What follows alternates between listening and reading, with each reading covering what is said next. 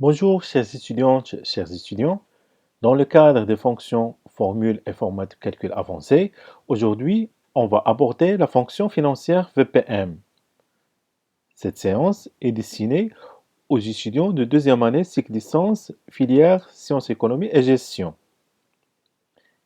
Alors, passons maintenant aux objectifs. Donc, le premier objectif, vous allez maîtriser la fonction financière VPM. Aussi, vous serez capable de réaliser un simulateur de crédit à l'aide de cette fonction. Et troisième objectif, vous allez créer un tableau d'amortissement. Donc, passons directement à l'introduction. La fonction financière VPM. Donc, VPM, c'est la valeur de paiement. Il permet ou bien sert à déterminer le paiement que vous aurez à réaliser selon le taux d'intérêt et aussi le nombre de paiements ou bien le nombre des échéances. Elle est très pratique pour calculer les paiements d'un emprunt ou pour déterminer le montant que vous devrez mettre de côté pour réaliser vos projets. Donc, à titre d'exemple, on veut emprunter un crédit auprès de la banque ou bien d'un établissement de crédit d'un montant de 100 000 dirhams par an, avec un taux fixe de 4,6% et une durée de remboursement allant jusqu'à 5 ans, c'est-à-dire 5 ans, c'est-à-dire 60 mois. Donc, ici, l'objectif, c'est quoi? Je voudrais savoir quel est le montant que je devrais rembourser chaque mois. Alors, Excel, grâce à la fonction VPN, grâce à la fonction VPN, on peut répondre à cette question. C'est-à-dire, VPN nous permet de déterminer le montant que je devrais rembourser chaque mois, selon le taux d'intérêt et le nombre d'échéances ou bien le nombre de paiements. Donc, cette syntaxe s'écrit sous la forme suivante. Égale VPM, j'ouvre la parenthèse taux, point virgule, NPM, point virgule, VA, point virgule, VC, point virgule, type. Alors, dans cette diapositive, on va décrire la syntaxe de cette fonction. Et comme vous voyez ici, sa syntaxe contient 5 éléments. Donc, le taux, le NPM, le VA, le VC et le type. Ici, il y a 3 éléments qui sont obligatoires.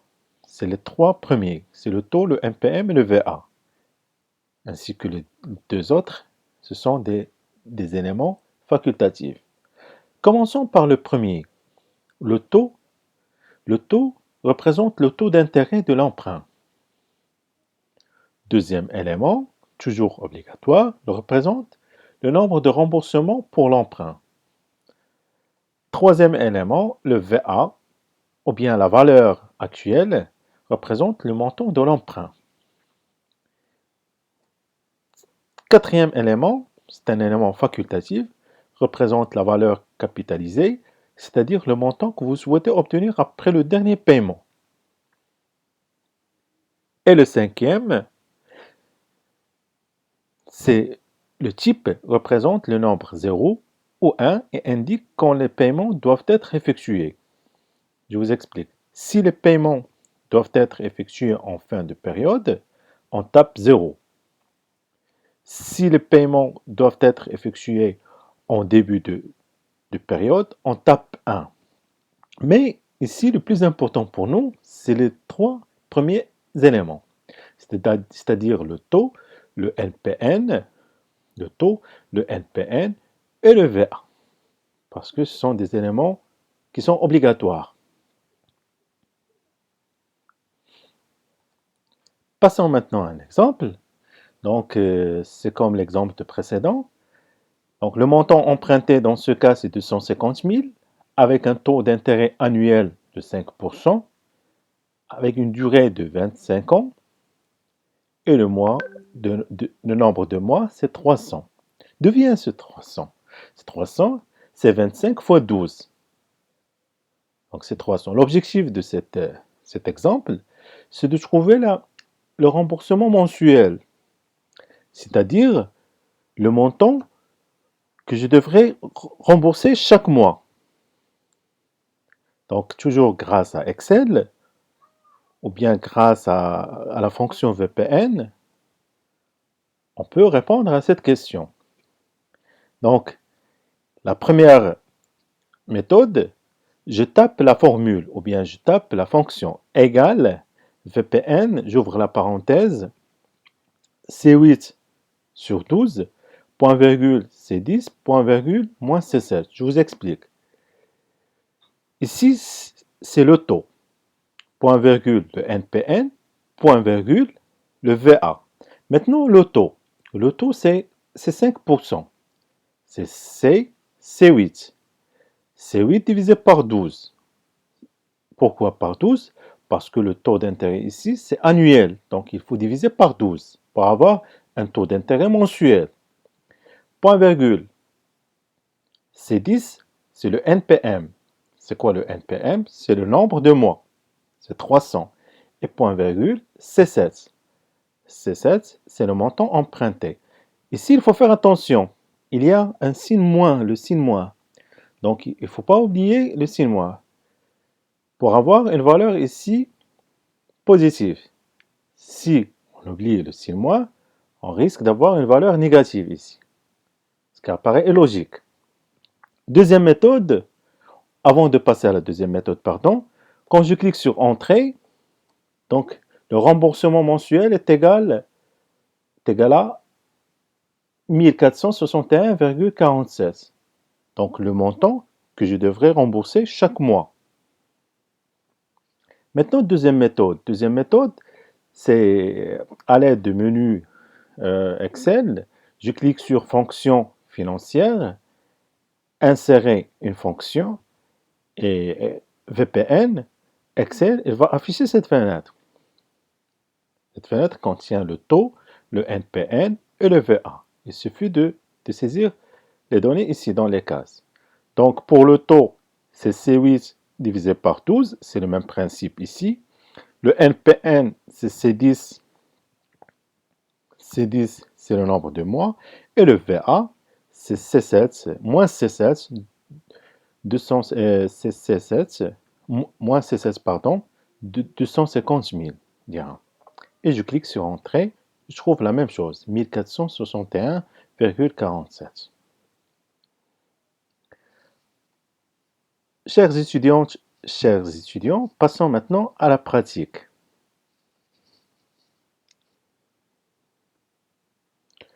Et voilà. Donc, l'objectif ici, c'est de créer un simulateur de crédit. Donc, pour créer ce simulateur de crédit, donc le principe est simple. C'est le même exemple de précédent. C'est le même exemple qu'on a fait précédemment. Donc, le montant du prêt, c'est 200 000. Le taux fixe annuel, c'est 4,60. La durée en année, c'est 25 ans. Donc, l'objectif ici, de trouver le montant que je devrais rembourser chaque mois, ou bien les mensualités. Donc, pour calculer ce montant, ou bien cette valeur, donc il faut d'abord calculer la durée en mois. Donc, pour calculer la durée en mois, je clique sur cette cellule, je tape égal 25 fois 12 pour avoir la durée en mois. Donc, c'est 300 mois. Maintenant, je peux calculer cette valeur. Égal VPM, j'ouvre la parenthèse. Ici, comme vous voyez ici, Excel nous aide un peu. Donc, il nous donne la syntaxe. VPN, j'ouvre la parenthèse, taux, point virgule, NPN, point virgule, VA, point virgule, VC, point virgule, type. Ce qui nous intéresse, c'est les trois premiers éléments. C'est le taux, le NPM et le VA. Maintenant, le taux. Le taux, c'est la cellule C6, pardon, divisé par 12. Point virgule, le NPN, c'est la durée en mois. Point virgule, le VA, c'est le montant du prêt. Bon, il faut faire attention, il ne faut pas oublier 6 mois. Et je ferme la parenthèse. Et je clique sur Entrée. Et voilà. Donc, le montant que je devrais rembourser chaque mois, c'est 1123,05. Maintenant, pour le total remboursé. Le total remboursé égale, c'est les mensualités fois la durée en mois. Fois la durée en mois. Et je clique sur Entrée. Donc, comme vous voyez, le total remboursé, c'est 336 914,23. Maintenant, il nous reste le total intérêt. Donc, le total intérêt, tout simplement, c'est le total remboursé moins le montant du prêt. Le total remboursé moins le total du prêt. Et je clique sur Entrée. Et comme vous voyez ici, c'est 136 914 comme total intérêt. C'est énorme. Donc, c'est un montant colossal. Passons maintenant au deuxième cas de figure, c'est la création de simulateurs de crédit avec un tableau d'amortissement. Donc le principe reste le même. Donc maintenant, on va calculer le simulateur, c'est le même principe de la partie 1 de cet atelier, c'est la même chose.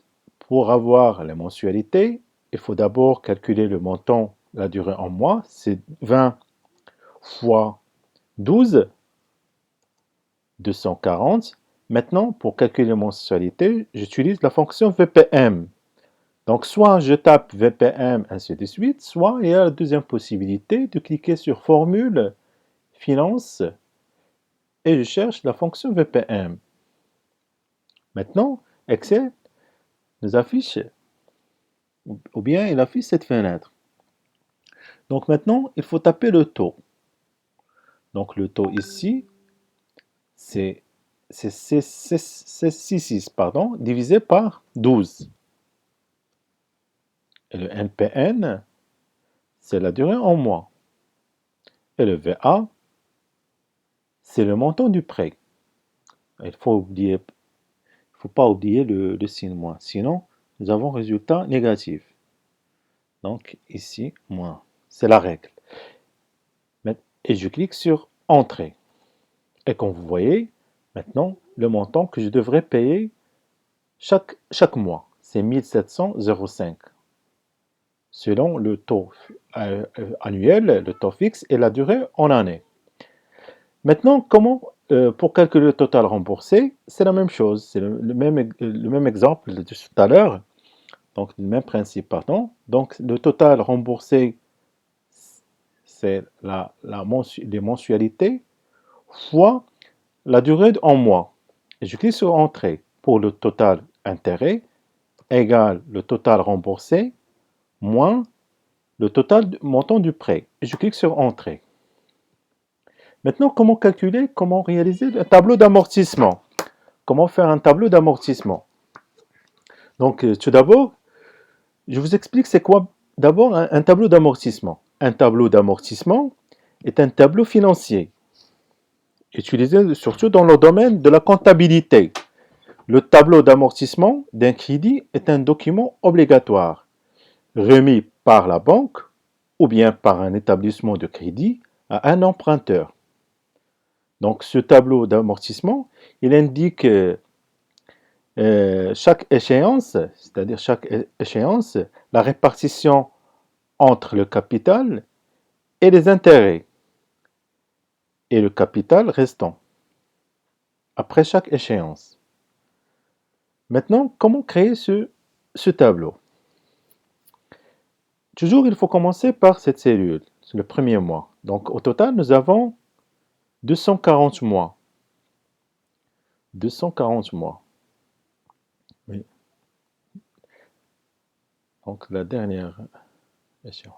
Commençons par le capital.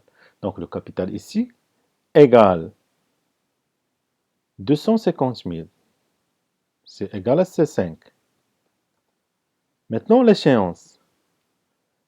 L'échéance, c'est c'est le montant que je devrais payer chaque mois, ou bien le montant que je devrais rembourser chaque mois, égale F8, entrée. Maintenant, pour les intérêts égale le capital fois 5,4, mais à condition, il faut diviser par 12, parce que l'intérêt mensuel, et je clique sur entrée pour le capital. Maintenant, c'est l'échéance moins les intérêts, égale l'échéance moins intérêt. Et finalement, le capital restant, c'est le capital, la valeur initiale de départ, moins le nouveau capital, c'est entrée. Donc, comme vous voyez, l'échéance pour le premier mois, je commence par le capital ou bien la valeur initiale ou bien le montant de prêt de départ, c'est 250 000. Pour l'échéance, déjà à l'aide de la fonction VPN, on a trouvé 1705,63. Pour calculer l'intérêt, c'est simple. L'intérêt, c'est l'échéance fois le taux fixe par mois. Ce n'est pas annuel. Et pour le capital, le nouveau capital, c'est l'échéance moins l'intérêt, c'est 580,63. Maintenant, pour le capital restant, c'est la valeur initiale ou bien le montant du prêt moins le nouveau capital. Donc, ça donne 249 419 419,37. Maintenant, pour le deuxième mois, c'est la même chose, mais pour le deuxième mois, il faut toujours garder le capital restant. Maintenant, égale la valeur initiale dans ce cas sur le capital restant. C'est F12.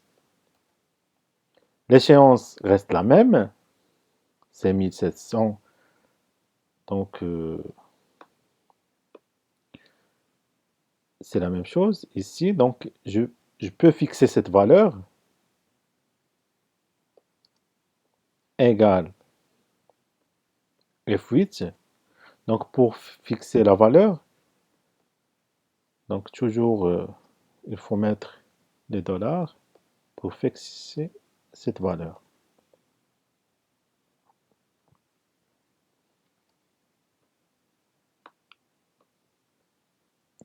Pour les intérêts, la même chose, égale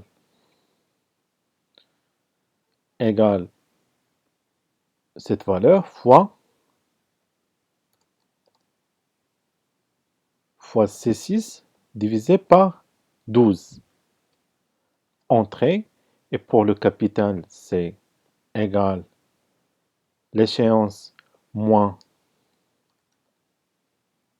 l'intérêt, ou bien les intérêts, et finalement, le capital restant, c'est la même chose, c'est 200, c'est le capital, le nouveau capital, moins deuxième capital, c'est entrée. Maintenant, s'il vous plaît, il faut fixer les valeurs pour ne pas répéter cette formule. C'est une valeur fixe. La même chose ici.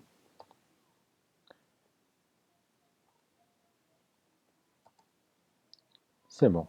Maintenant, pour le reste. Pour le reste, il suffit de sélectionner tout et je clique deux fois rapidement. Et après, donc je peux maintenant vérifier. Ah, maintenant, pour l'échéance de 140e mois, donc j'ai payé mon crédit. C'est 0. Il ne reste que 0 dirham. Donc, le principe maintenant est logique. Donc, c'est 0. Donc, dans le 240e mois, j'ai comme capital restant 0. 0, ce qui apparaît logique. Maintenant, chers étudiantes, chers étudiants, donc vous êtes tous capables de créer un simulateur de crédit et aussi de réaliser un tableau d'amortissement. Donc, notre séance touche à sa fin et merci pour votre attention. Et à la prochaine, Inch'Allah.